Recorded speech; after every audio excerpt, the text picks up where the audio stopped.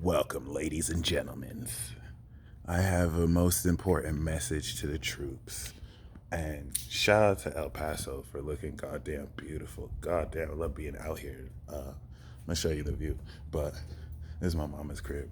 But other than that, y'all, I have a message for the troops because I just want to acknowledge forthright. I'm going to. Yeah, I'm just chilling for now. What about you? Oh, you did? All right, cool. I'll probably do in a few minutes. Yeah, no, probably like 10, 15 minutes. Yeah, for sure. That was my cousin. All right. So, yeah, I have a message for the troops, my friends. And when I say the troops, I mean those of you who've been selflessly fighting this war. I'm not going to call it a spiritual war. In that it is spiritual, but when you say spiritual war, we have this way of compartmentalizing it in a, well, it's not real, it's just spiritual. Even though everything that is real comes from spirit. In fact, there's nothing, look at how beautiful this view is. Hold on. There's absolutely nothing that you experience that doesn't come from spirit. We know that we live in this matter universe, and all this matter is energy. And I mean, energy is spirit, y'all. So, when you say spiritual war, it can kind of give people the impression, well, it's not a real war with bullets flying. It's just a spiritual one. And so it goes over your head how stupid it is to think like that.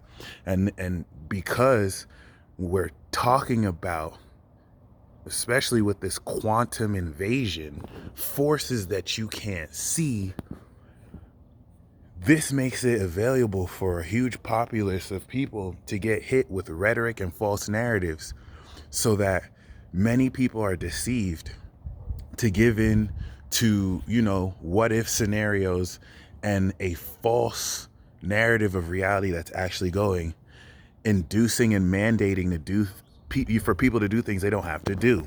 And so since 2020, many of you have taken the stand to actually fight this fight of a long-standing conflict that has happened way before 2010.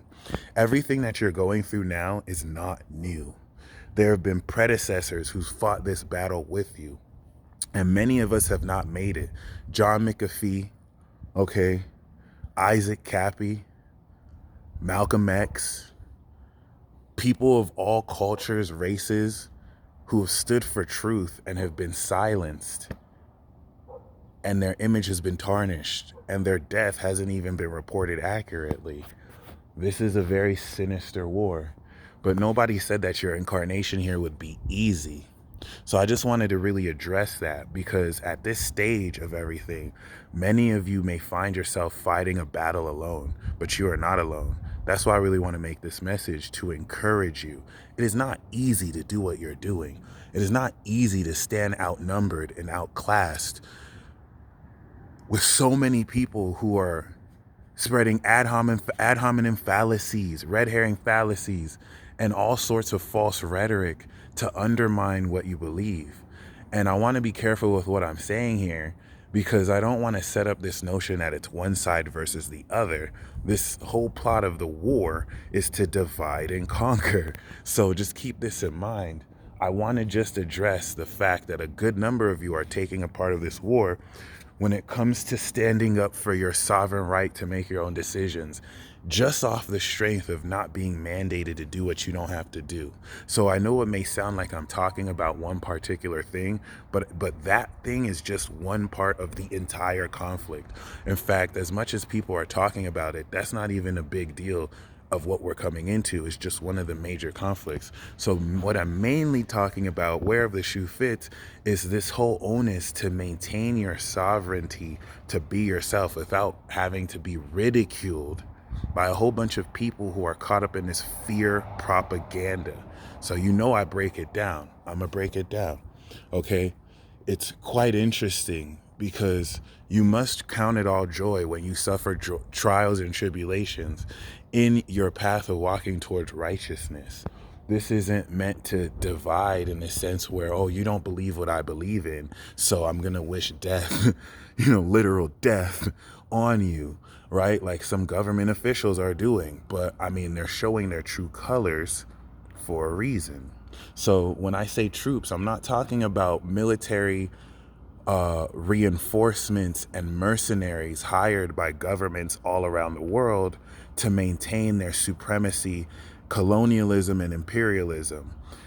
We give these military troops respect, and rightfully so, because they are sent on the behalf of greedy rulers to die for their ideals, to get shot, and to protect and defend this ideal of nationality and terrorism or territories.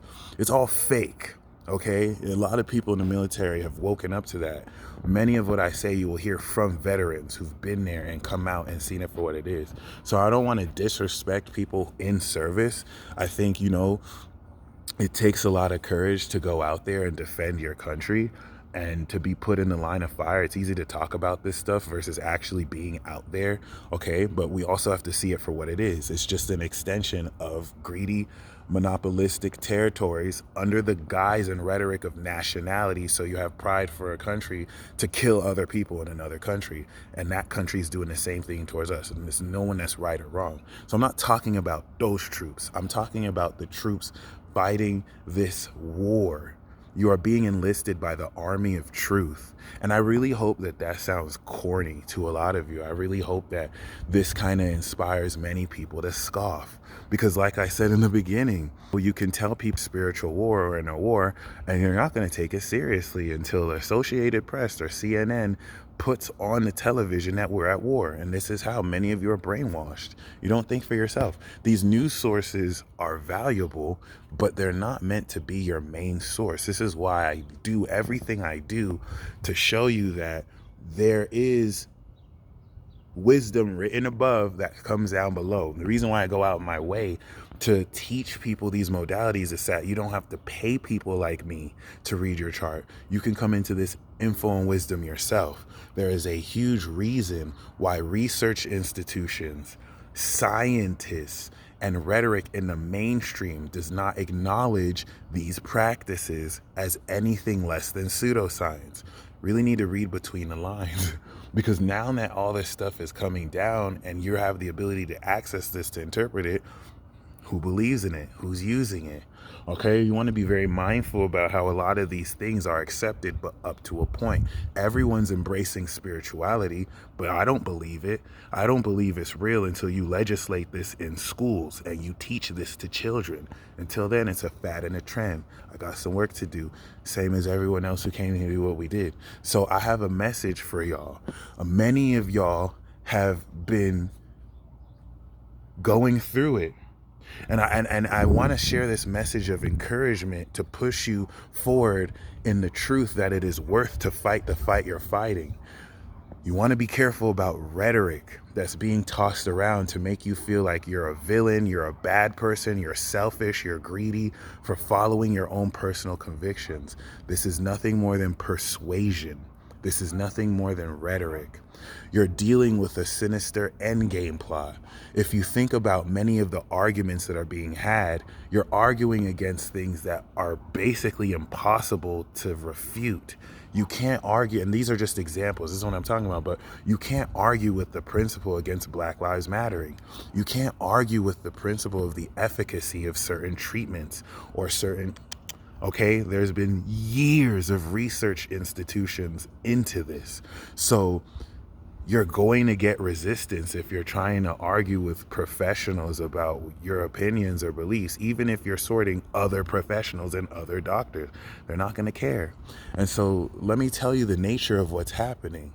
For example, let's say that I have produced apple juice for my entire life. Apple juice is healthy. You feel me? And we have data and stats to prove that, apple juice has helped people all around the world. And so now you're coming up and saying that this new apple juice company plans to poison everybody.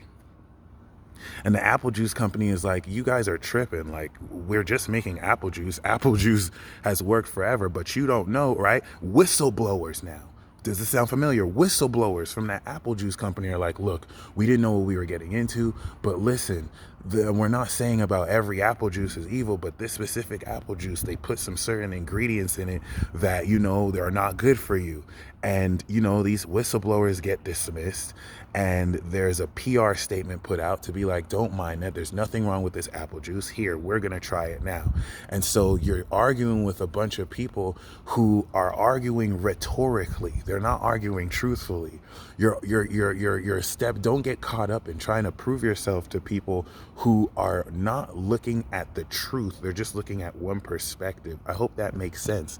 So if you're going to argue with someone that apple juice, if someone is going to argue with you and be like, look, apple juice is safe and it's healthy, they're right. This is why this is so deceptive. Okay. This is being interlapped with mechanisms, rhetoric, and social expectations that have already been expected. Okay, so if I can get you to believe that something is so unlikely that it would never happen, right, then I can gaslight you. This is why millions of people have been finessed over the past 2 years, because they're trusting in experts and professionals. There's no reason why they should doubt these people. They have built ethos. Like, the last 2 college courses I took were in rhetoric. Okay, I learned how to analyze arguments. I learned how to break down syllogisms. I learned how to actually discern if arguments are fallacious or not. So certain people may have expertise in circuits, virology, politics. I have my bachelor's in communications. I'm an expert in breaking down your arguments. I can discern how well you know what you know. Because as much as you're an expert at what you do, if you can't say a sound logical argument devoid of fallacies, boo-boo, you don't really know. So I don't have to know about immunology. I don't have to know about politics, but I can listen to what you say and I can judge if you know it as well as you think you do, because your logic and arguments will reflect that.